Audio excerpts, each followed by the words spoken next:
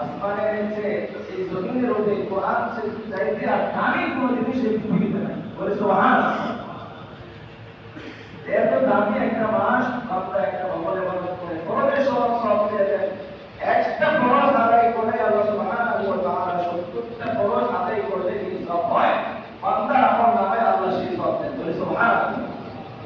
এই শুক্রবার দিনে আরো বেশি বেশি আমল করা, কেউ যদি সূরাতুল কাহফ তেলাওয়াত করে এই শুক্রবারে, আল্লাহ সুবহানাহু ওয়া তাআলা হাকিম বলেন তার পায়ের নিচ থেকে আসমান পর্যন্ত একটা নূর তৈরি হয়ে যায়। বলে সুবহানাল্লাহ। আমরা যেমন আকাশের মধ্যে তারকা জ্বলজ্বল করতে দেখি, আসমানে যারা আছে তারা আমাদেরকে জমিনে যেমন জ্বলজ্বল করতে দেখে। বলে না সুবহানাল্লাহ। সূরা কাহফ তেলাওয়াত করে আল্লাহ সুবহানাহু ওয়া তাআলা হাকিম বলেন যে গত জুমা থেকে এই জুমা পর্যন্ত যতগুলো গুনাহ হয়েছে আল্লাহ সুবহানাহু ওয়া তাআলা সকল গুনাহ বান্দার মাফ করে দেন। বলে সুবহানাল্লাহ। এই শুক্রবার দিন আসরের নামাজের পরে ছোট্ট একটা দুরূদ বান্দা পড়বে, আল্লাহুম্মা সাল্লি আলা মুহাম্মাদিন নবিয়্যিল উম্মি ওয়া আলা আলিহি ওয়া আসহাবিহি ওয়া বারিক ওয়া সাল্লিম তাসলিমা। বান্দা যদি 80 বার এই দুরূদটা পড়ে আল্লাহ সুবহানাহু ওয়া তাআলা বান্দার 80 বছরের গুনাহ মাফ করে দেন। বলে সুবহানাল্লাহ।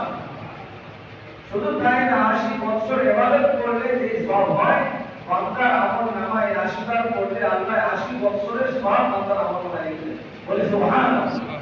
অনেক বরকতপূর্ণ মাস রমজানে আপনি 1 টাকা দান করে আল্লাহ 70 টাকা সওয়াব দেন। বলে সুবহানাল্লাহ।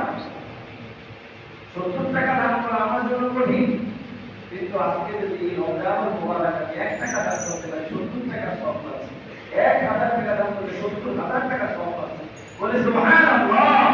আল্লাহ রহমত বরকত দিয়ে মাসটা আমাদের জন্য ভরপুর করে দিয়েছেন। আমরা যদি দিতে পারি আর করতে পারি, ইনশাআল্লাহ আশা করা যায় আল্লাহ আমাদেরকে রমজানের এই গুনাহ মাফ করে দিবেন। বলে ইনশাআল্লাহ।